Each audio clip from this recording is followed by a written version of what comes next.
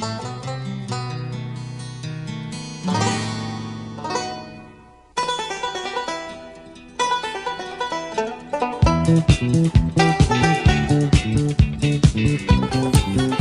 and welcome to another episode of the Cover Zero podcast, the show where I cover the least in the best way possible.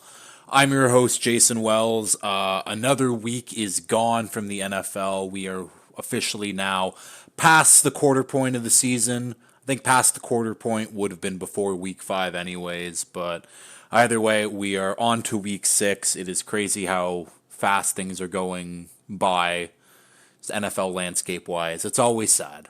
The NFL comes so quickly and leaves us so soon, but we have so much more football left in the season.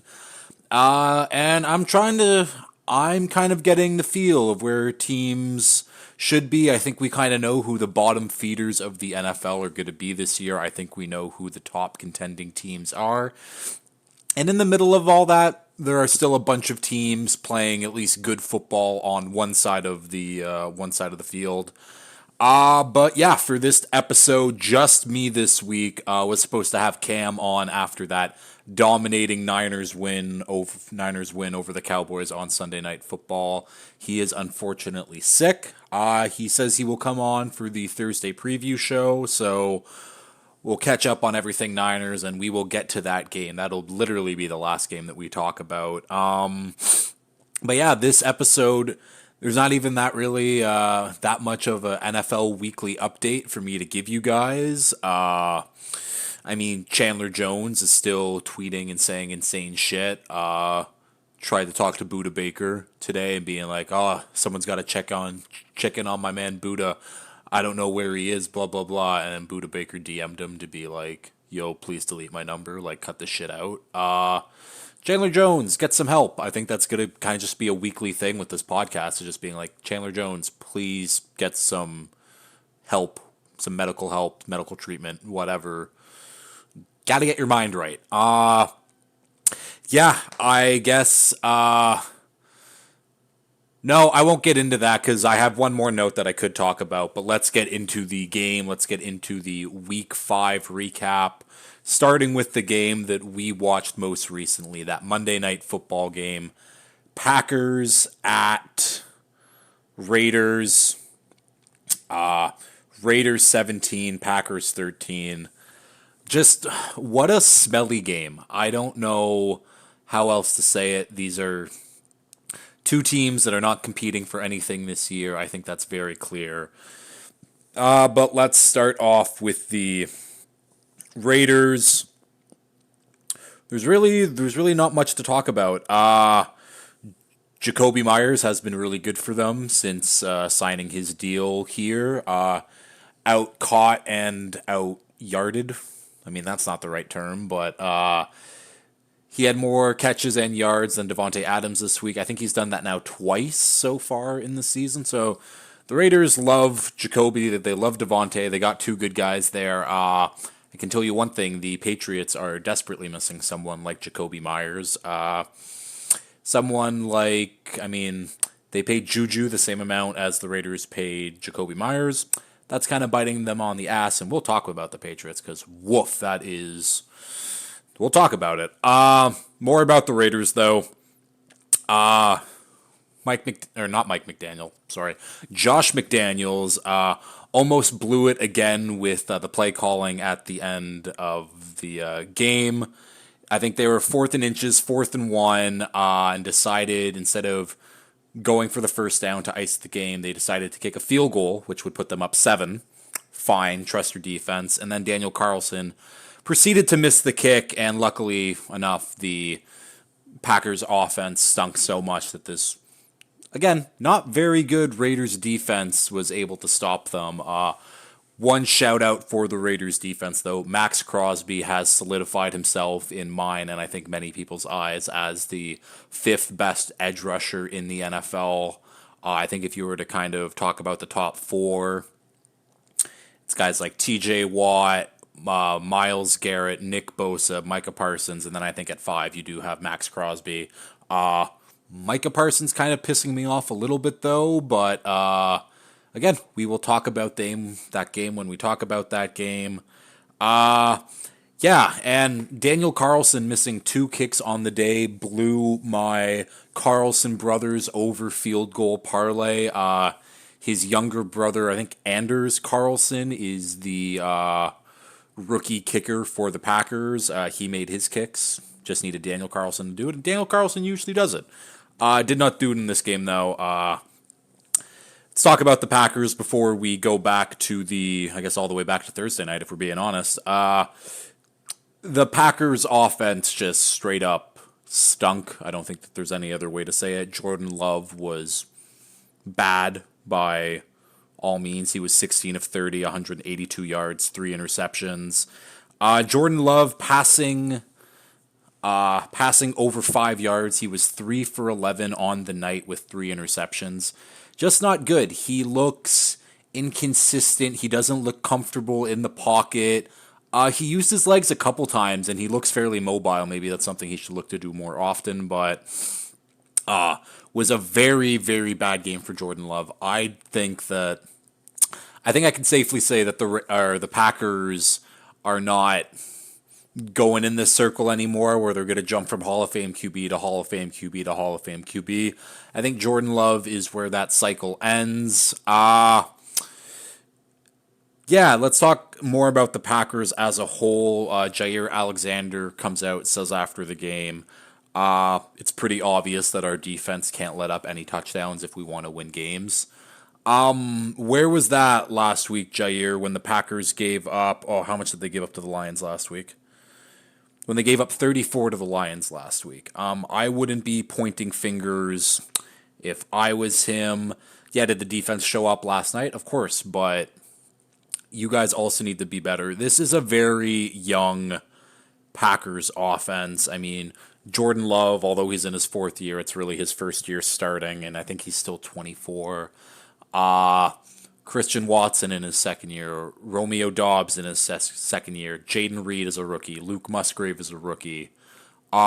This is a good young core. It's a good young core, and hopefully they develop together. Maybe someone else other than Jordan Love, but the playmakers, anyways, are good. And I think they do have a good core to build around. Now, whether or not Jordan Love will be the guy for the future, I have my doubts, but we can talk about more future and more QB talk later. I think towards the mid-season last year during the season, I did kind of like mid-season preview and redoing some stuff. I think I'll do the same thing. I think I'll do like quarterback tiers and maybe team tiers as well, and we'll fight it out from there. Either way, I guess let's go all the way back to Thursday night football. Bears 40, Commanders 20. Holy shit, was I wrong about my Thursday night football blind recap? That's kind of the first one that I've like completely got wrong.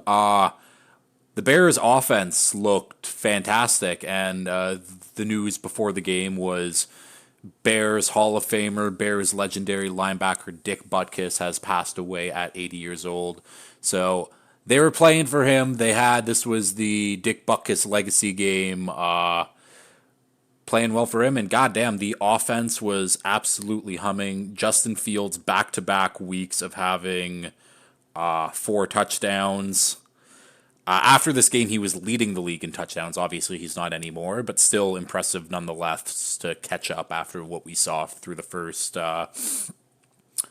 3 weeks of the season, I guess. Fields on the day was 15 for 29 for 282 yards, 4 touchdowns. Also added 57 yards rushing. DJ Moore was the player of the day. 8 catches, 230 yards, 3 touchdowns. He also had one where we never saw the actual angle until the all-22 footage came out, and he did step out of bounds, but everyone was kind of freaking out because they showed no replay on TV of him stepping out, and people were like, did he step out? He did step out. But yeah, this Bears offense has been absolutely humming the last... what the fuck am I sitting on? Sorry.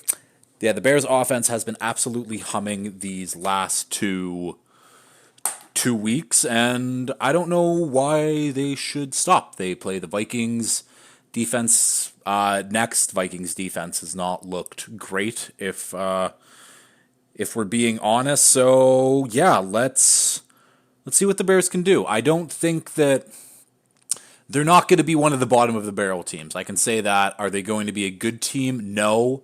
I still think that they probably finish in the top 10 picks, that would be.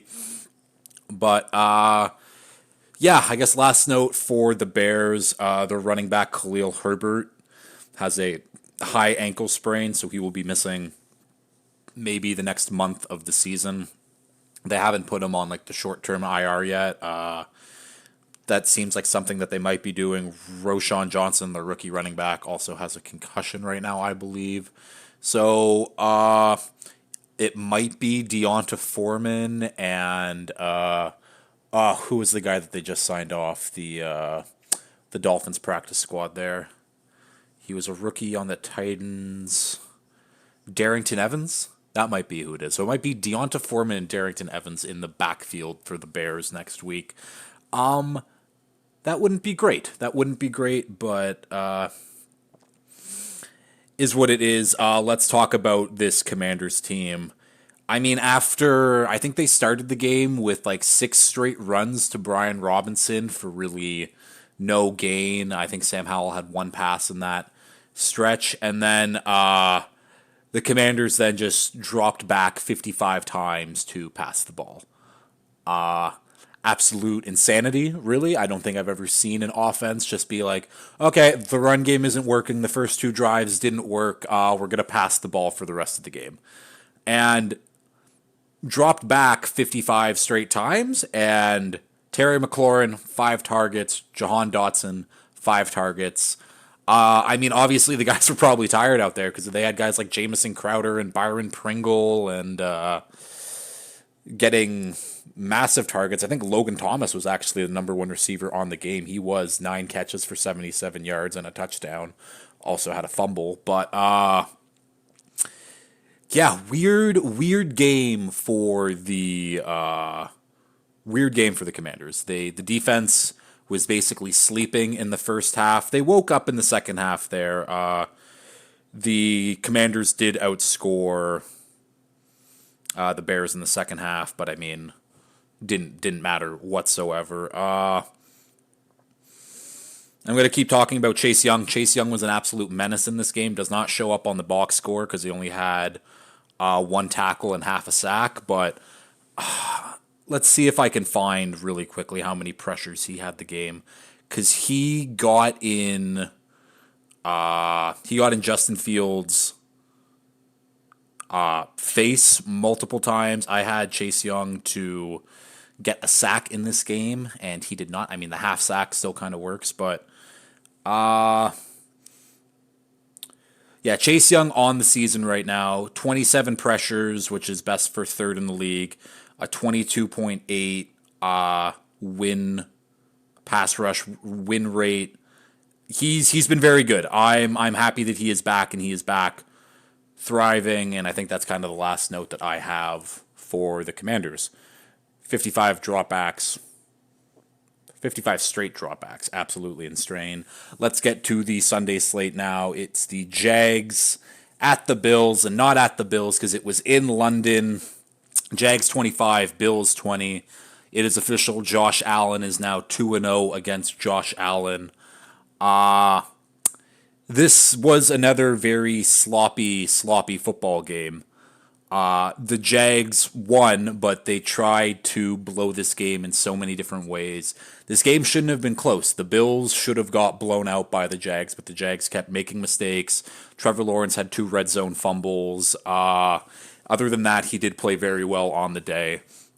But 2 red zone fumbles, couldn't capitalize when it mattered. And then Josh Allen almost kind of got a backdoor cover there. Yeah, it just was not a good football game. This was a game where I picked the Jags plus 5.5 going into it, just banking on that the Bills are going to be tired. And I was banking on, the Bills, they're going to fly over Wednesday or Thursday. No, they flew over Friday morning. Don't know why, and then decided, oh, we're gonna like stay up, get tired. Didn't work. Completely backfired on them because they looked sleepy. They didn't look like they really wanted to be there. And the Jags, who stayed in London after their game against the Falcons, clearly looked like they had the advantage. Shout out to Travis Etienne, though. I was watching that game. I said he stunk, and then towards the end of the game, he ripped off some big runs to really seal it for the Jags there. Travis Etienne, great outside the tackle runner, great receiver out of the backfield. Running up the middle, not great. Did he rip off a couple runs? When I say a couple, I literally think I mean two. But yeah, he had 26 carries for 136 yards, 2 TDs on the ground. Also had 4 catches for 48. He came out after the game, said that he played against himself in fantasy, so pretty sure that he lost his matchup. Calvin Ridley was seven catches for 122 yards. He absolutely roasted this Bills secondary, mainly former first-round pick Kaiir Elam, who was filling in after, multiple injuries to the Bills. Defense happened in this game, and we'll talk about that. But just seemed every time he would run like a comeback route or something, and Elam would have be 5 yards behind him. Ridley was open all day. Happy to see them getting that connection going. Jags offense. Let's continue. Let's get this consistency going. I want you to be one of these really good teams. The AFC. We've started off slow, but let's start building our track record again. The Bills on the other side, you didn't show up. I think it's very simple. You showed up at the end, kind of. Gabe Davis might have had 6 catches for 100 yards and 1 TD. Dropped multiple balls, though, in the first 3 quarters. Had a couple big explosive plays in the fourth. Again, when it didn't matter. They did not run the ball effectively whatsoever. James Cook on the day, 5 carries for -4 yards. Woof. And Josh Allen tried to do his thing. 1 interception on the day, but it was a glorious arm punt. No one does an arm punt better than Josh Allen. And the big news out of this game for the Bills, Matt Milano seems like he will be out for the season. I think he broke his leg. There might be some structural damage in the knee as well. So he is out indefinitely anyways right now. And same with their defensive tackle, Daquan Jones, who has had a very, very good start to the year. He is out for the foreseeable future as well, I think with a torn pec. So we'll see. Again, I still think the Bills are a very good team, but now with these injuries, losing a guy like Trey White as well, it starts to be tough. It starts to get tough. People did step up. AJ Epinesa had a very good game. Ed Oliver continues to do his thing. They got Von Miller back. Von Miller was on a snap count, so he did not play very much. But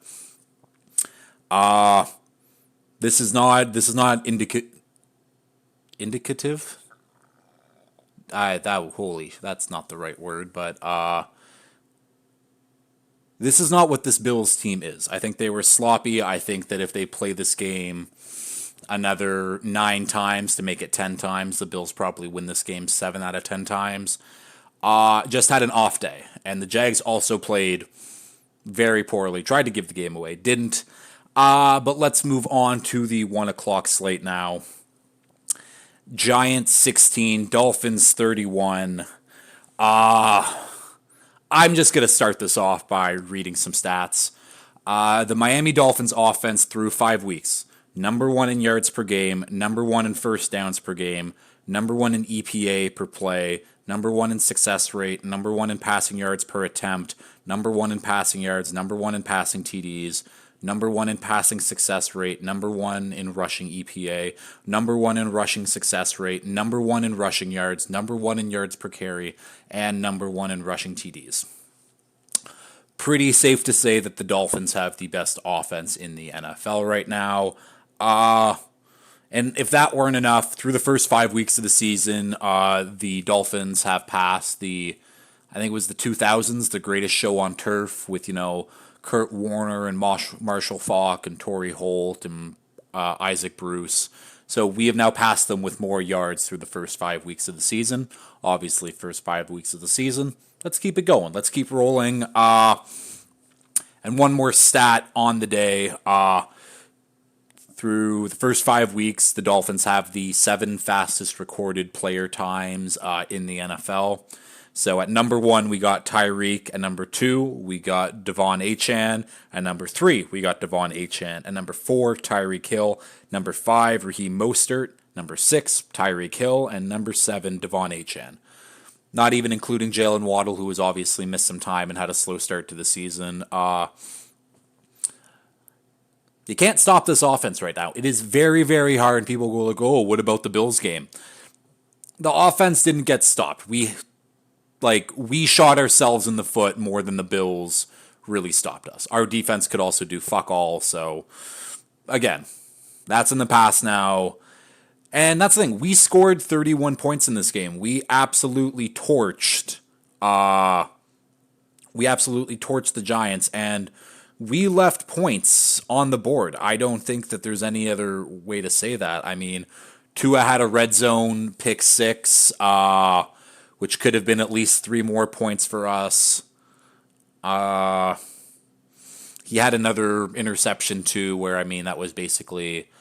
It looked like, on video anyways, that in his follow-through, he hit Connor Williams on the top of the head, and the ball kind of went a little high.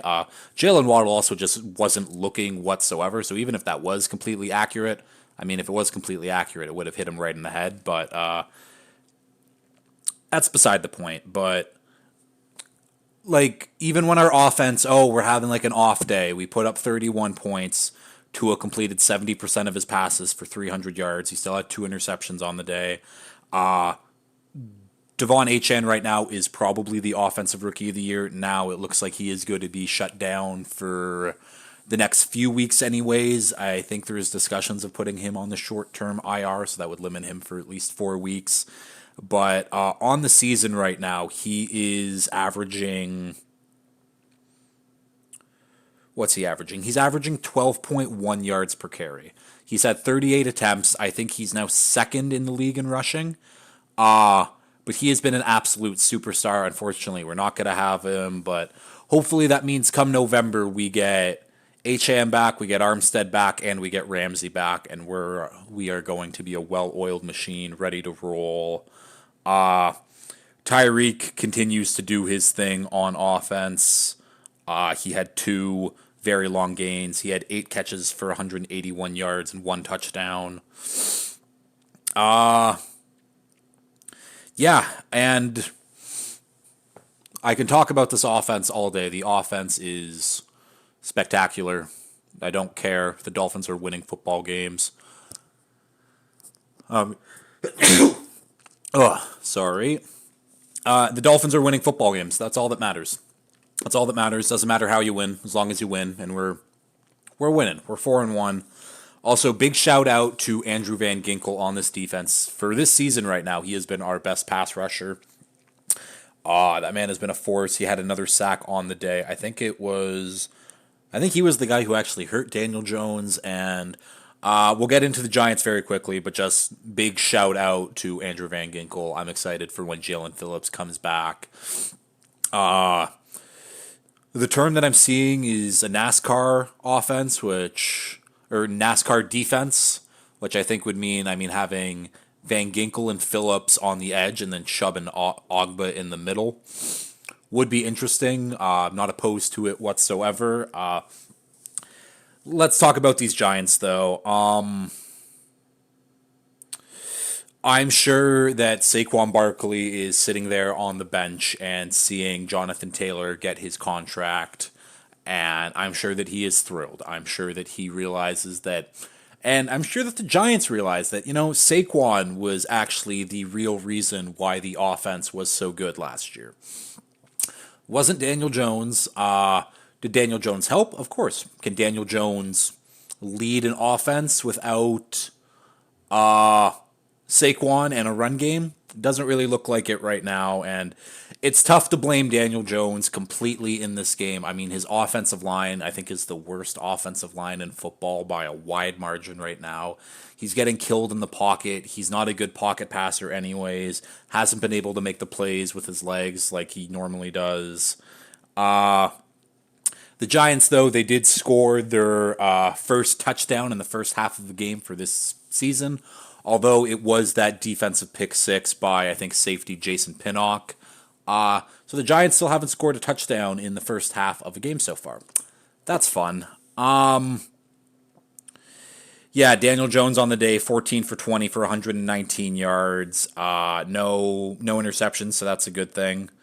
Tyrod Taylor then had to come in. I think he got hurt a little bit anyways. The run game's abysmal. Just everything about it is just not good. This is one of the worst teams in the NFL right now. Their defense is also not playing very well. Their defense was a huge reason why this was a successful team last year. They've taken a ton of steps back. I don't really know where you go if you're the Giants. Like, if we're really being honest, I mean, you lose out. I think you're kind of stuck with Daniel Jones and his contract for one more year, but they might be in a position to draft someone like Drake May. I guess we will see. And the last note I have for the Giants here, which is brutal. Owner John Mara has threatened to revoke any media credentials if they are negative towards Daniel Jones. Listen, does Daniel Jones deserve all the criticism? No. Does he deserve his fair share? Of course. A lot has gone wrong for the Giants, and I think it's absolutely hilarious that the owner feels like he has to protect his players from the New York media, which honestly maybe not such a bad thing. The New York media is absolutely relentless, but for an owner to openly be like, I'm taking away your media passes if you're mean to my quarterback, a little ridiculous. Obviously, John Mara rides for his guys, but maybe he shouldn't ride for Daniel Jones anymore. Maybe that's something that we should move on from and just kind of, these are the losses. It is what it is. Sorry, John, you're going to be paying this guy millions of dollars to not play football for us, but you might be a winning football team if you find another quarterback out there. Next game up, we got another stinker of a game. I mean, at least a stinker from one side. Saints 34, Patriots nothing. Listen, I don't even know. I guess we'll start with the Saints. You beat a really bad football team. You killed a really bad football team. Derek Carr wasn't even that great on the day, 18 for 26 for only 183 yards. They didn't run the ball that efficiently. It's the story of what happened last week in the Patriots-Cowboys game. Was the Pats offense kept turning the ball over, and this Saints defense capitalized on those turnovers or forced those turnovers, and then the offense capitalized in short field. Tyrann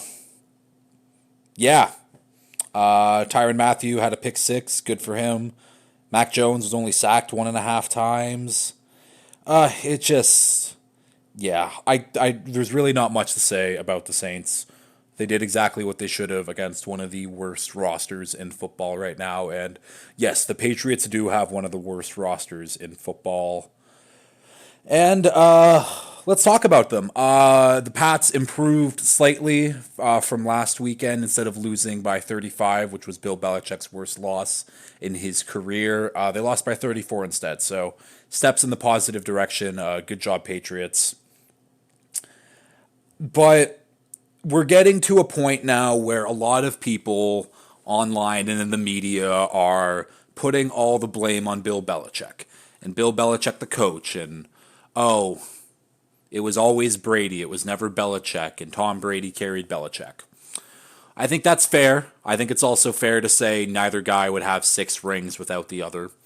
I think that's a very fair statement to make. But my problem is not with Bill Belichick, the coach. Bill Belichick, the coach, is one of the greatest defensive masterminds in this league, and if it wasn't for all the injuries that this Patriots team has on defense, their defense would still be one of the best defenses in the league. My issue is with Bill Belichick, the GM, and just completely neglecting everything on offense since Tom Brady has left. None of it makes sense. I mean, they let guys like I don't even know where to start with this, but like Bill the GM hasn't drafted a good offensive skill position player since like Gronk and Aaron Hernandez, if we're really being honest. Going into the season, it was an offensive line that was paper thin already, and it has shown that they are paper thin. A skill group consisting of Devontae Parker, Kendrick Bourne, Juju Smith-Schuster, and Pop Douglas. Hunter Henry is a very fine tight end. They paid Mike Gesicki for some reason, even though they couldn't use Jonnu Smith, who, hey, he's still a pretty good player. Look what he's doing in Atlanta. It's not hard to scheme open athletic players. Maybe get Mike Gesicki more involved. But it's just Bill the GM has constantly not done enough for the offense while always building up his defense. And I think he's been lucky. The Pats were lucky for such a long time to have legendary offensive line coach Dante Scarnecchia, who has now since retired, and since he has left, that offensive line has deteriorated, which was once a giant strength for the Patriots offense, this offensive line. And it didn't matter who got thrown in. The offensive line was all solid. It's now not, and it's now a major issue for this team. And they still got David Edwards, very good guard. Michael Onwenu, or center, I should say. Michael Onwenu, very good guard. Trent Brown, very good tackle. They got 3 good starters, but the rest is just, it's all out of whack, and and because of that, the run game has been atrocious, and I've been saying it ever since Brady left. The Patriots win games by forcing turnovers on defense, controlling that clock, having a good run game, limiting turnovers, and when the O-line can't get the run game going, if the run game can't go, nothing works on the offense, and the defense isn't good right now anymore because of all of the injuries that they have on it. This is bad. It is very bad for the Patriots. They will be picking top 10 at the end of this year. There is no conceivable way where this offense gets remotely better. I honestly think they have the worst offense in football. Because their offense, since Brady has left, their whole offense has been like, we're going to run the football and we're going to run it really well. They cannot run the football anymore, and that offense is just bad. Very bad. Yeah, I think it's safe to say that the Patriots have the worst offense in football. The defense, I think the defense still will be fine, but again, I said it last week. Pats fans, start looking at those mock drafts. Start looking at guys who you want to see come into your team for next year, because this year is a total wash. I can't even fault Mac Jones for everything. I don't think that all of this is Mac Jones' fault. Again, I think Mac Jones is an NFL quarterback. He is a game manager. But, I mean, if you put Derek Carr or Kirk Cousins in this bad of an offensive situation, I don't think they're doing too hot either. So is Mac Jones blameless? No, he's been absolutely terrible. But this is a very bad offensive situation. I mean, now Patriots fans understand what a bad offensive situation truly is. I mean, because when I got told, oh no, Tua absolutely stinks when he had nothing to work with, now you see what Mac Jones looks like with that. Tua looks a million times better when he was throwing to Parker and Jakeem Grant and Albert Wilson with Patrick Laird running the football. So I think we can move on. Patriots, we'll see you in 2024. Next game up, got the Ravens 10, Steelers 17. Let's talk about the Steelers, I guess, because somehow the Steelers won this game. And it is all in thanks to their defense again. And Defensive Player of the Year frontrunner right now, TJ Watt, absolutely doing his thing, wreaking havoc at the end of the game to get the ball back for the Steelers so Kenny Pickett could throw an absolute rope to George Pickens for the win. And that's kind of what all you really have to say about the Steelers, because Kenny Pickett did not show up for the first 3.5 quarters. Again, he's still not a very good quarterback, but it is what it is right now. Steelers defense, I mean, it's TJ Watt. TJ Watt is the best defensive player best defensive player in the league right now. I think I can very safely say that. There's a lot of very good defensive guys, but TJ Watt, he is a game wrecker. He is a game wrecker. He is the reason why this Steelers team is currently leading the division somehow. But yeah, on that game-winning touchdown pass, though, there's obviously a feed to the coaches in the booth there, and one of those coaches being Matt Canada. So that play happens, and all the other coaches in the background are cheering that, hey, they just scored a touchdown and are now winning the game. This is great. Matt Canada sat there, silence, no emotions, no anything. And it's because Kenny Pickett audibled out of his play to that play for George Pickens. Matt Canada doesn't deserve a job. I think that he is holding the Steelers team back greatly. And it would be nice if, I mean, I give Kenny Pickett so much shit, but it would be nice if we gave him a proper NFL play caller instead of Matt Canada, just to see what he actually is. I still don't think he's very good, but he'd be better anyways than what Canada has been given him so far. Let's talk about this Ravens team, though. The Ravens, they just didn't want to win. The wide receivers were all... That was the worst game from a group of wide receivers and skill position players that I have ever seen. Lamar did everything in his power to try to win this game, and I mean, if you look at the box score at the end, it's not pretty for Lamar. Let's get this here. Wasn't pretty for Lamar. He was 22 for 38 for only 236 yards, no touchdowns, one interception. That man had 3 drop touchdowns on the day. 3 drop touchdowns. Honestly, could have been 4, but I'm only saying 3 because 2 of them were literally back-to-back. One from Mark Andrews, and then the other one, Mark Andrews right in his hands, right in the end zone, brutal. The other one, I mean, Rashad Bateman literally through his hands and then off his helmet, missed it. Nelson Aguilar streaked down the sidelines. Perfect drop right in the basket catch. Dropped it. And then Zay Flowers just tripped on air.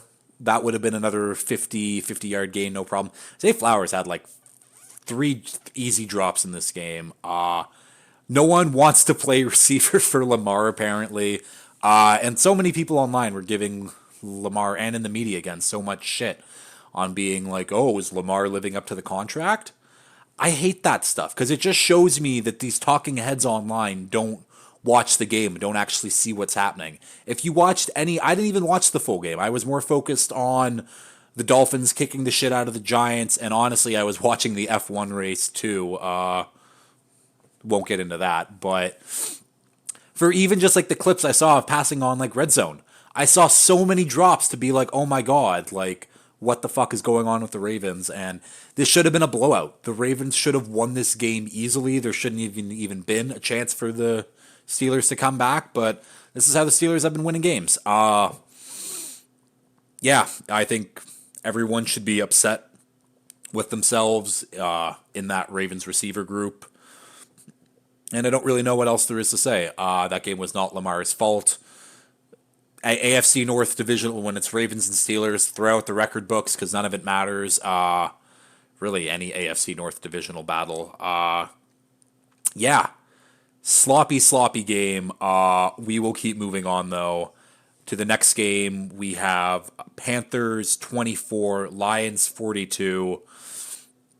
The Lions are a very, very good football team right now. I think they are my third best team in the NFC right now, only behind the Niners and the Eagles. And they kicked the absolute shit out of the Panthers without their number one receiver, Amon-Ra St. Brown, and without Jahmyr Gibbs out of the backfield. Now, Gibbs hasn't really been used, but he's still a playmaker for them. Yeah, and they were literally just running anything that they wanted. We saw this play used in the Sunday night game too, but it was kind of a reverse to toss back to the quarterback, who then found the streaking Sam Laporta down the sideline, or if it was in the Niners game, streaking George Kittle. Just find the Iowa tight end down the sideline, essentially. So they had that trick play, and then there was a trick play where Jared Goff was lined up under the center with his legs spread wide apart, and the center... Who's their center? Jonah Jackson? I think that sounds... I don't think it's Jonah Jackson. Frank Ragnow, that's their center. Frank Ragnow snaps it through his own legs, snaps it through Goff's legs, right to David Montgomery in the backfield. I don't think he ran for many yards, but still a fun play. Because, the Lions were able to do whatever they wanted without their skill guys, without their top guys really playing. Jameson Williams was back, had a couple drops. Not a great game for him, but let's get him more in the mix. Josh Reynolds had a fantastic game with the absence of Amon-Ra. And my last note for the Lions, Sam Laporta has as many career touchdowns as Kyle Pitts. Fun stat. As for the Panthers, I think we're seeing more and more each week about what Bryce Young can be and could be. Again, he had his miscues in this game, but other than that, he looked pretty solid. 25 for 41, 247 yards, 3 touchdowns, 2 interceptions. One of those interceptions to Aiden Hutchinson, just one-handed grab. Aiden Hutchinson, very, very good player. I feel like I say that every week now. But, big shout out to Adam Thielen. I've said it the last couple weeks, but having Adam Thielen as your number one receiver in the year 2023, not great. And it's not great, but Adam Thielen's having a very good season, all things considered. He's got 38 catches for 394 yards on the year, 3 touchdowns. And right now, he is the only weapon that wants to do anything for this Panthers team. Everyone else, it's drops. They're just not good. It's truly Bryce Young and Adam Thielen running this offense. Miles Sanders has been absolutely terrible. Chuba Hubbard's been fine, but again, it's not great. I don't really know where you go from here, Panthers. You don't have your first round pick. You play the Dolphins this coming week. I guess just hope for more Bryce Young progression. And then, more Bryce Young progression. Hopefully he gets better. And he has been better, and he has been solid, but not as solid as rookie C.J. Stroud for the Texans. And we will move on to that game. Texans 19, Falcons 21. I guess let's just start off with the Falcons right now. Desmond Ridder, still undefeated at home for his career. I think that puts him at 34-0 now at home. And that's at home in the NFL and in college. And he had his best day as an NFL quarterback. Was 28 for 37, 329 yards, 1 passing touchdown. And they needed to rely on him, and they needed to rely on the passing game, which I know, what a shock. Because the Texans actually did a very good job of shutting down the run game. Bijan Robinson, 14 carries, 46 yards, only 3.3 average. Tyler Algier got more carries than him. Shouldn't be happening. He had 17 carries for 40 yards, 2.4 average. Ritter's lone passing touchdown on the day was to Bijan, though, who had a nice one-handed grab, and we got that overhead shot again of him juking guys out. I think that's one of the best camera angles right now we have in the NFL. I absolutely love it. And Kyle Pitts showed up. First time he's had a First time he's had a good game since I think Miami played him in London there that one time, and he put them in field goal position at the end of the game. But he had 7 catches for 87 yards on the day. Jonnu Smith still getting himself involved though, 6 for 67. Yeah, this Falcons offense, I mean, we all know it has the pieces. It's just Desmond Ridder needs to show that he can be a guy. I mean, I had a take coming into this week that I wasn't able to say, but if Desmond Ridder puts up another stinker sometime soon, I think I'm going to say it. But this Falcons defense has been very, very good unit so far for them to start the league or start the season so far. I think they're probably a top 10 defense right now in the league. They're fun. They got guys, I mean, Grady Jarrett, AJ Terrell, Jesse Bates. Then they bring in guys like Jeff Okuda and Calais Campbell, and David Onyemata, Bud Dupree. They got guys on this defense, that's for damn sure, and that defense showed up and shut down this Texans offense that has been very, very good to start the year. But let's talk about CJ Stroud first. He now has 186 attempts without an INT to start his career. That is an NFL record, a record that is still going. If he can get to 200 attempts, that would be very, very cool. And it's not like Stroud isn't pushing the ball down the field. He is pushing the ball down the field and at quite a good rate. Yeah, the passing attack for the Texans has been going, has been humming, but it is the run game with Dameon Pierce that hasn't been going yet. Again, the offensive line has been hurt, and they've had a lot of different combinations out there, but for this Texans offense to hit that next level, the run game has to be a major component for it. It hasn't so far. It hasn't, but this is a Texans team that will be a tough team to beat week in, week out. I don't think they are part of these bottom barrel teams that we've been talking about. I think, honestly, quickly, if we want to do like my bottom of the barrel teams, what do my power rankings say? As always, if you want to see my power rankings, you can go to at Cover Zero Pod on Instagram or at my Twitter at Wellesley _97. So my bottom 5 teams in the NFL right now are the Packers, the Patriots, the Panthers, the Broncos, and the Giants. Those are the bottom of the barrel teams right now. I don't think the Packers really deserve to be in the group mixed in with those other 4, but those other 4 are the worst teams in the NFL right now. Yeah, just wasn't the Texans game. Kaimi Fairbairn did his thing on the day. I think he had 4 field goals. He made them all. Yeah, I guess we can just move on from this game. Next game up, we have the Titans against the Colts. Titans 16, Colts 23. Let's talk about these Colts though, and we'll talk about Anthony Richardson. He is hurt again, left with a shoulder injury. I think he has an AC joint sprain. But it didn't matter. Gardner Minshew came in, did his thing, was 11 for 14 on the day for 155 yards. That's all you could ask for him. Because really the big story of the day was this run game. And before we get to the run game, though, actually, no. Let's give Zach Moss his praise right now. Zach Moss absolutely carried this run game after the breaking news of Jonathan Taylor coming back and getting his new contract. Zach Moss had 23 rushes for 165 yards, 7.2 average with 2 touchdowns on the day. Yeah. Zach Moss saw that Jonathan Taylor contract and he's going to be like, oh, really? We really need Jonathan Taylor to make this much money? And I think that's a fair point. I think this was the first running back holdout that was ever successful in the history of the NFL.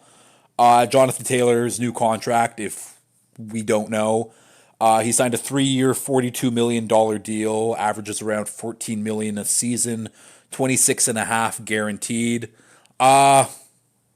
And yeah, I just said it. He is the first running back to ever successfully hold out and win. Great for him. Great for him to get that money. But now if you're Jim Irsay, who before signing this contract, I think in August, basically said that Jonathan Taylor is expendable. I mean, didn't say it in those words, but basically said Jonathan Taylor is expendable. And now you make him a highly paid running back. Again, compared to the rest of the league and what someone like Jonathan Taylor can contribute, not very highly paid, but for running backs, very good contract. And now you have a guy like Zach Moss who has just been tearing it up without Jonathan Taylor. And Jonathan Taylor's going to come back and you would hope do the exact same thing, but now he's doing it at a pay of $14 million a season instead of whatever Zach Moss is making. Zach Moss is probably making like what, 1.5, 2 million this year. So just funny in general that this is what happened to the Colts. And yeah, I was big on seeing Anthony Richardson and Jonathan Taylor get involved. I guess we won't see that now for another couple weeks. Yeah, let's talk about this Titans team, though. The Titans just don't want to win at home, apparently. They haven't been very good on the road at all this year so far. Yeah, wasn't a very good game. Was a very good game, though, from DeAndre Hopkins. He had 8 carries for 140, or 8 catches, sorry, for 140 yards on the day. Tannehill, 23 for 34 for 264, no touchdowns, 1 interception, and again, like the Falcons, like the Titans, like the Patriots used to be anyways, these are teams that want to run the ball and run the ball well efficiently, and when you have your quarterbacks passing more than 30 times in a game, usually doesn't go well for your game script, and the Colts did a very good job of containing the rush from the Titans. Derrick Henry only 13 carries on the day for 43 yards. Rookie Tyjae Spears, though, 7 carries for 34 yards on the day and a touchdown. Also had 4 catches for 35 yards. This is someone who will look to get more and more involved as the season goes on. I think that he is a good change of pace back for the Titans. I think he's a very good receiver out of the backfield. And I think they should find a way to utilize him more while still keeping Tractor Cito involved at the rate that he normally is. Yeah, I don't have much, honestly, to say about the Titans in this game. Be better. Who do they have next week? Titans have the Ravens where's that game? Is that game in London? Where the fuck is this game being played? It's a 9:30 game. I have no idea where it's being played. I guess we'll find out on Friday's show. Let's keep moving, though. Next game up, Bengals, Cardinals. Bengals 34, Cardinals 20. Welcome to the 2023 season, Cincinnati Bengals. It is nice for you to finally join us. Joe Burrow finally looks back to himself again. His lingering calf injury looks like it is now a thing of the past. He was 36 for 46 on the day, 317 yards, 3 touchdowns, 1 interception. And with those stats, Jamar Chase also had his best game of the season by far so far. 15 catches, 192 yards, 3 touchdowns. Bengals offense is back. Bengals offense is back and clicking. This is just kind of what we were all waiting for. We knew that they were a sleeping giant, and they did what they needed to do against the Cardinals, which most teams should be able to do that against the Cardinals. The Bengals.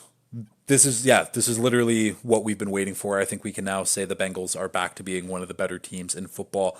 The defense has looked the part all season. It's been the offense that was the worst offense in the league through 4 weeks of the season. Week 5, though, changes that script completely. I don't know. Welcome to the party, Bengals. Happy you can show up. They're still last currently in the AFC North. I'm sure that will shake itself up soon, but they got some work to do. This was a big win for them, but it is now an uphill battle for them to make the playoffs, because it's a very tough AFC out there. Let's not forget that. The Cardinals on the other side of it. I mean, We've been giving them their praise through the first 4 weeks of the season, and they do deserve praise. However, the Cardinals now are 1-4 on the season. I think they're going to play hard and they're going to play good, tough football. Jonathan Gannon has proved that he knows what he's doing on the defensive side. The offense also looks pretty good, but they just don't have enough talent on the roster to compete with NFL teams week in and week out. I think that they're one of the worst teams in football. I think that they're probably still a bottom. I mean, I literally have them as like a bottom 8 team in the NFL. I could probably put them lower, but that's for next week to decide. But yeah, I mean, we've been giving them their flowers to start the season. They're not terrible. They're not as bad as we all thought. They're not. They're not as bad as we all thought, but they're still a bad football team. And do I think things change when Kyler gets back? If Kyler gets back, I think I do, and I think that they might not be bad enough to get Caleb Williams. Long season left, but yeah, the Cardinals, they play tough, they play hard, but not a good football team. Also with the Cardinals, the running back James Conner is out for. I don't even know how long he's out for. I don't even know what the injury was, if I'm being honest. I tried to look it up, and it seemed like no one on Twitter cared about it as well. He has a knee injury, multi-week absence expected,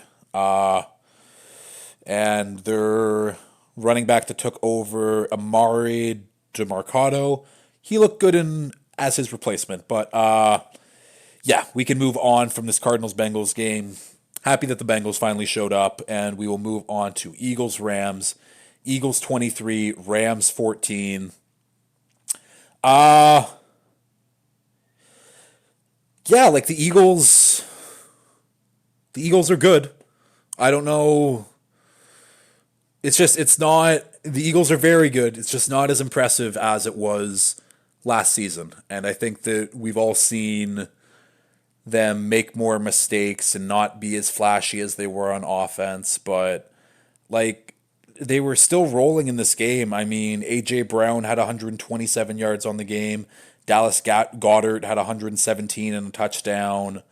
DeAndre Swift still had 70 yards on the ground.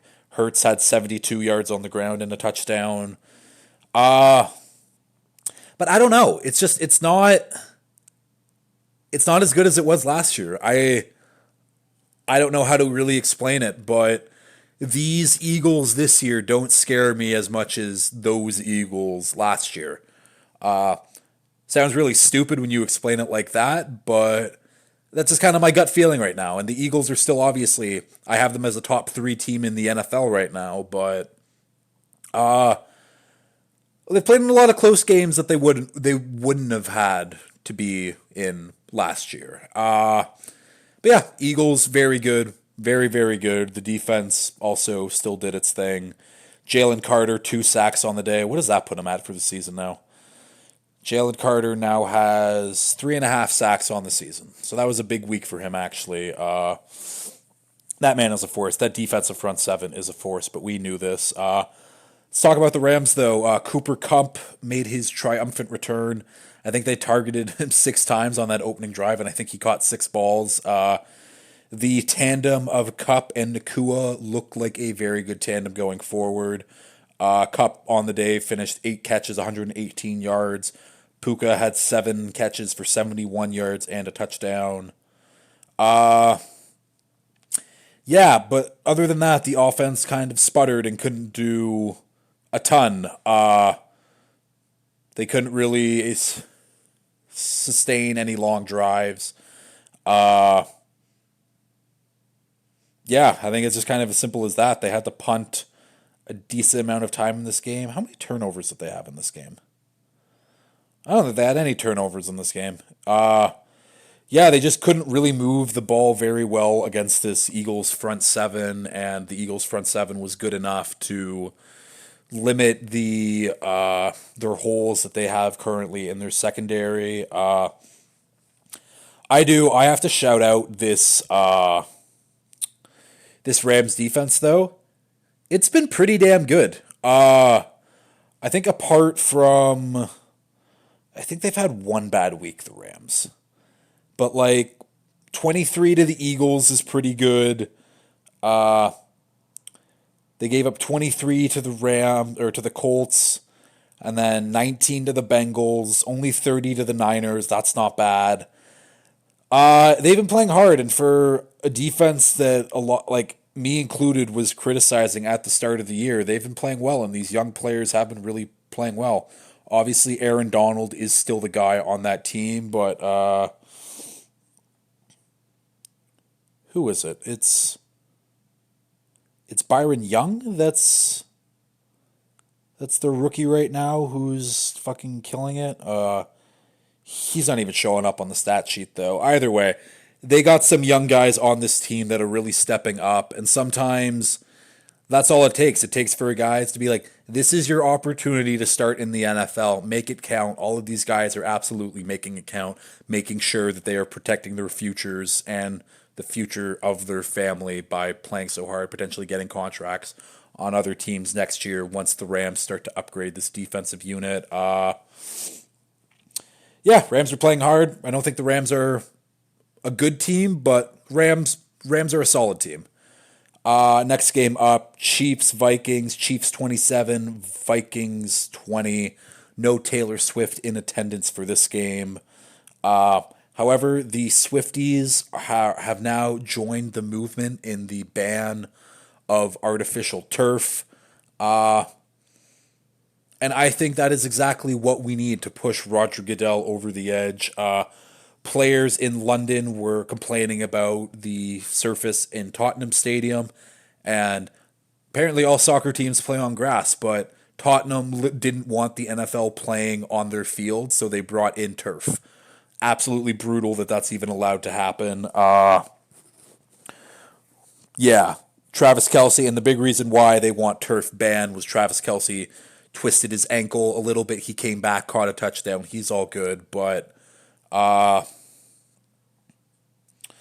yeah, having the Swifties on our side to potentially get turf out of the league is huge news. It needs to be gone. I mean, I know that they keep saying, "Oh, we need to look into the science and the data to see what the findings are," and it's like, we know what the findings are. We know that more people, more players get injured on turf far more than they do on grass. The players like grass more. If they can do it in the soccer leagues over in Europe, I don't know why the NFL, who makes billions and billions of dollars, can't make sure that every team has a good grass field to play on.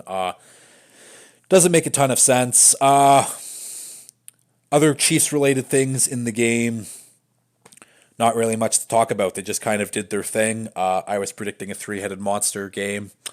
Did not happen. Pacheco 16 carries, touchdown, 55 yards. Jerick McKinnon only had one rush. Clyde Edwards-Helaire had 3 rushes on the game. So didn't really happen. Other than that, for the Chiefs, Justin Ross finally got involved. He had 2 catches for 28 yards. I think on the day he ran 6 routes, had 4 targets, 2 catches, and then 2 drops where he body caught and then some guy hit him and then the ball came loose and he didn't catch it. But good to see Justin Ross getting involved, because someone needs to get involved that's not named Travis Kelce for this offense to really start taking another level.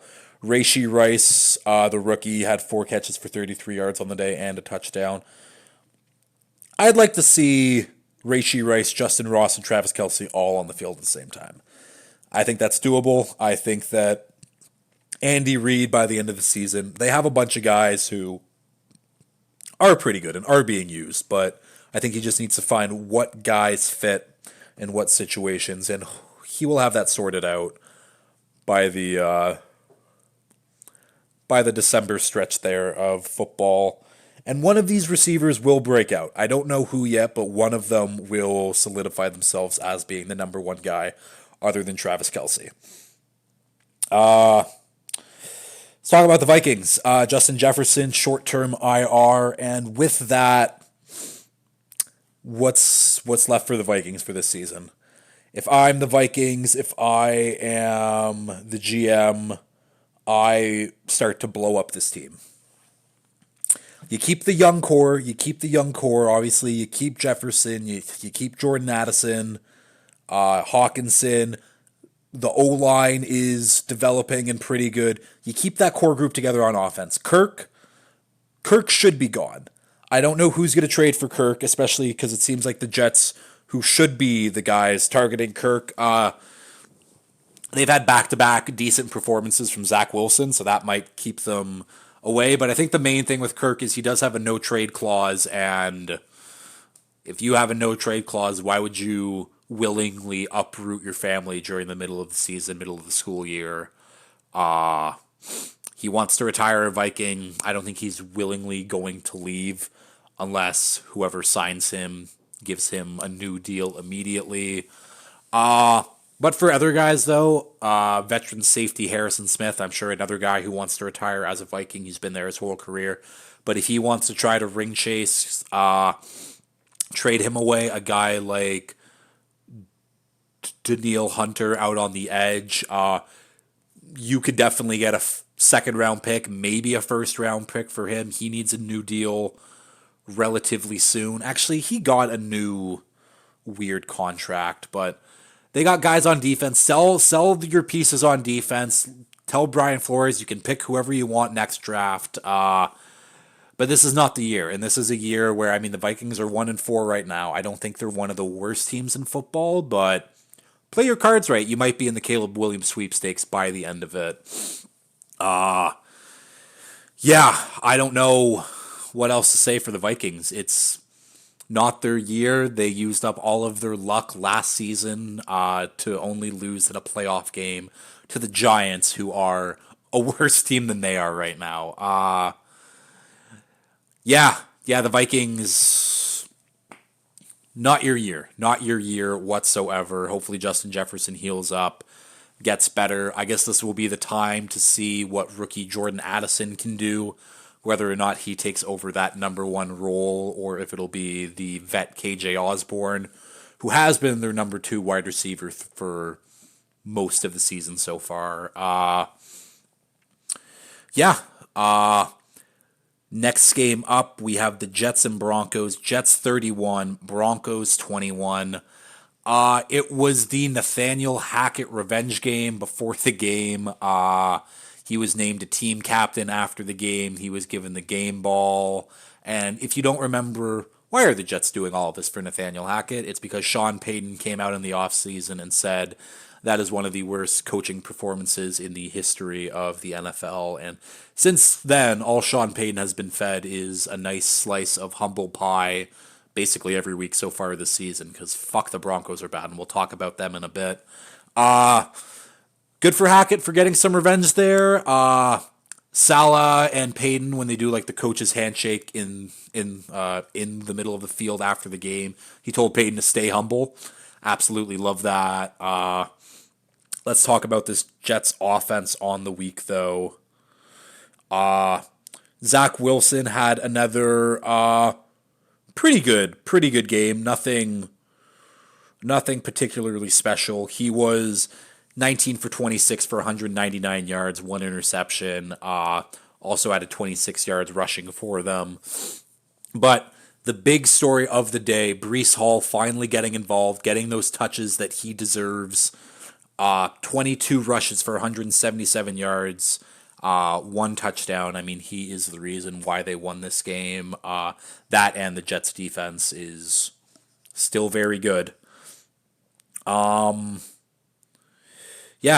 Hall was an absolute monster. Defense did its thing. They forced that fumble out on Russell Wilson to seal the game. Who got that? Oh, it was Jermaine Johnson with the forced fumble on Russ to end the game. Yeah, and I mean, we talked about the Kirk situation with the Jets and how, if you're the Jets, if the Jets were to trade for Kirk Cousins, this Jets team would be a playoff team, no doubt in my mind. Zach Wilson is just, I mean, he's played okay. He's He played pretty good last week. He played okay this week, which an okay game for Zach Wilson is better than 90% of the games he's played in his career so far. But he's not going to be the one to take you. He's not going to be the one to lead you to the playoffs. He's not even going to be the one to lead you to an above 500 record. Mike Greenberg went on whatever fucking show he's on, or Mike Greenberg Jr., or whoever the hell he is. But went on his show, and the question was, which AFC team is oh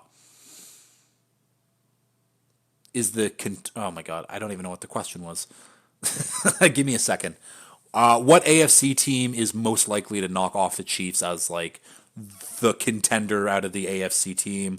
Everyone said the Dolphins, and then Mike Greenberg at the very end was like the Jets. The Jets are going to be the team that's going to dethrone the Chiefs. Moronic. The Chiefs, they've literally played the Chiefs last week. I mean, they only won by 3.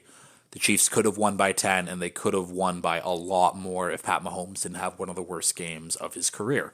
Yeah, I mean, like, good on the Jets. The roster's solid. They lost Elijah Vera Tucker for the season, unfortunately, so that offensive line is only getting more and more banged up. Let's talk about this Broncos team, though. Russell Wilson isn't bad. I think that we have seen positive steps for Russ, and after what we saw last year with him, holy shit, Russ was one of the worst QBs in the NFL last year. Now he's back to league average, which I think that's all you could ask for if you're the Broncos. I mean, obviously you're paying him $40 million whatever each season. You'd hope he'd be a little better than league average, but from where he was last year to where he is now, it's light years better. Just take it. Take it. They're also looking to trade people. I think Courtland Sutton is probably a good potential target. I think they want to keep Judy. Judy might have a little bit more value, so I think we'll see. I think they want to get Marvin Mims more involved on the offense to see what they have there. But this defense last year, I mean, I was telling stats last year where, if the Broncos offense only scored 15 points a game, they would be like 10-7 on the year. And it's like, if the Broncos offense last season scored like 21 points a game, they'd be 13-4. That's how good the Broncos defense was last year, and right now it is one of the worst defenses in the NFL by a wide margin. I have a stat here from Sam Monson over at PFF. Rushing yards given up by the 2000 Ravens. So the 2000 Ravens, if you don't know, had one of the best defenses all time, very historic defense, but for the entire season, they gave up 970 rushing yards. The rushing yards given up by the 2023 Broncos as of week 5, 938. They have 938 rushing yards given up through 5 weeks of the season. Meanwhile, the historic 2000 Ravens only gave up 970 the entire season. Broncos suck. I don't even know what it is on defense. I think they're going to have a fire sale basically on everything. I think they do. They need to rip this roster down to the studs. Find out what's working, find out what isn't. But yeah, the Broncos defense is horrendous right now, and I don't think there's anything really else to say other than that. They're just flat out not a good team. I'm shocked that the defense went from like the best in the NFL last year to the worst, but the NFL's wild, man. It just takes 1 year, and things change just like that. I mean, we saw the Jags with Blake Bortles go on a Super Bowl run, and then they became the worst team in the NFL for the next 5 years again. Yeah, I guess we can move on, though. Next game up, Sunday Night Football. Sorry. Cowboys 10, 49ers 42. Was an absolute shit kicking. I told you guys last week that I was going to take the Niners -10, Niners -10 easy. And it was easy. It was extremely easy. I could have taken Niners -25 and they would have covered that. The 49ers are truly in a class of their own in the NFL right now. I mean, they've looked absolutely unstoppable on offense. Their defense looks unbeatable. I don't even know where to start. I mean, let's just look at kind of what they've been doing in this box score here. Start off with George Kittle. George Kittle had 3 touchdowns on the day. He had 3 catches on the day. 3 catches for 3 touchdowns, 67 yards. That man is a monster. I mean, they don't use him. He could be a weapon every down for them, and they choose not to because they have so many other weapons. And he is fine to get his hands dirty and block. He gave Micah Parsons fits on Sunday too, but he was great. CMC had a toned down game, still had his touchdown though. Ayuk 58 yards, Samuel 55 yards. Brock Purdy on the night 17 for 24, 252 yards, 4 touchdowns. He had some absolute dots. The defense, Fred Warner is the best linebacker in football by a wide margin. Probably the best linebacker in football since a man named Luke Kuechly, who played for the Panthers back in the day. I don't, there's no bad to talk about the Niners. Everything is working. Everything is working amazingly for them right now. And people want to try to knock Brock Purdy for, oh, well, if he wasn't in that situation, he'd be bad. Well, it's like, great, he is in that situation. So any other hypothetical you throw out doesn't matter because he is the Niners quarterback and he does look that good. And he is running this system at a higher level than Jimmy G ever could. Yeah, I don't know. The Niners are just really fucking good. The Niners are incredible. They'll face a tough defense in the Browns next week. I mean, they were supposed to play a tough defense this week and got absolutely killed. And I guess let's just get over to the Cowboys because I don't know what else I can say about the Niners. The Niners are good literally everywhere on the field. They don't have a weak spot anywhere. Yeah, that's all I have to say. The fucking Cowboys, though, man. Where do I want to start? Do I want to start doing victory laps of Mike McCarthy not knowing what he's doing, being an offensive play caller? Maybe Dak Prescott also looked terrible. What did he have? I think he had 3 interceptions on the day. Yeah, it was 14 for 24 for 153 yards and 3 interceptions. The run game couldn't do anything. Just an overall fraudulent team. They've beaten up on the Jets, the Giants, and the Patriots, and they have now lost to the Cardinals and the Niners very, very badly. I've been saying it for 4 straight weeks. I'm not a fan of this Cowboys offense. I don't think that they are very good. And the first tough defense that they did face, holy shit, they got clowned. And they got clowned badly. They kept trying to run outside runs with Tony Pollard. And I mean, there's sometimes you just got to run it up the middle and just kind of take those body punches instead of trying to go for the home run every single time. People are complaining, oh, Dak has no one to throw to. They don't get open. CeeDee Lamb is averaging 2.13 yards of target separation. To put that in context, George Pickens is averaging 1.53 yards. A.J. Brown, 1.56. Puka Nacua, 1.87. And Lamb he's averaging more yards of separation, and he has less targets than all of them.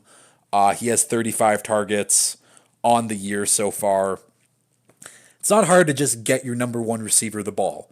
Like, just force feed him the ball, and I don't know. They refuse to do so. Newly acquired Brandon Cooks from the offseason. He only has 76 yards so far on the year, I believe. Someone who should be stretching the field, making deep plays for you, and he's useless. He's essentially useless. Someone who people are like, oh, well, maybe he's not that good anymore. He had back-to-back 1,000-yard seasons with the Texans when the Texans' QBs were Davis Mills. And I don't even know who it was before Davis Mills, but I guess it probably would have been Deshaun Watson. Either way, that doesn't matter. Brandon Cooks, good receiver, should be out there more, should be getting more playing time.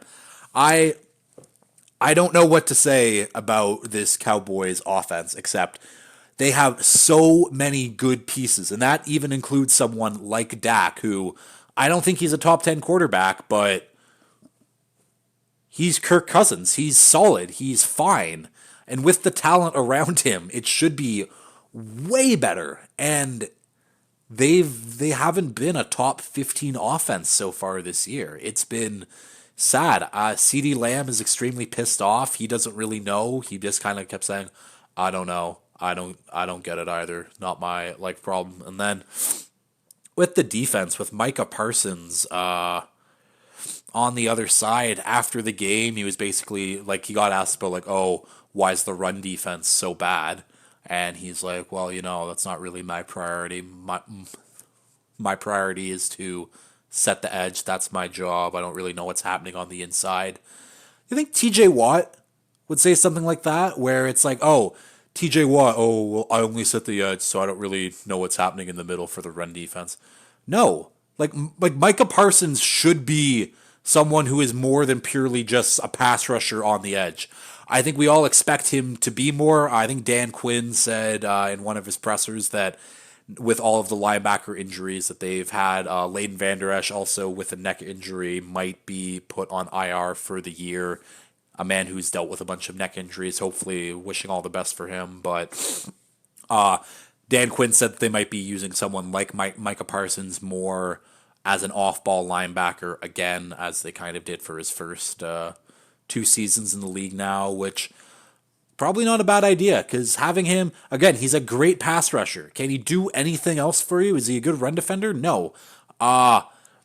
Should he be better? Yeah. I think if he wants to, he could be one of the best run defenders in the league, but he is just solely focused on sacking the quarterback.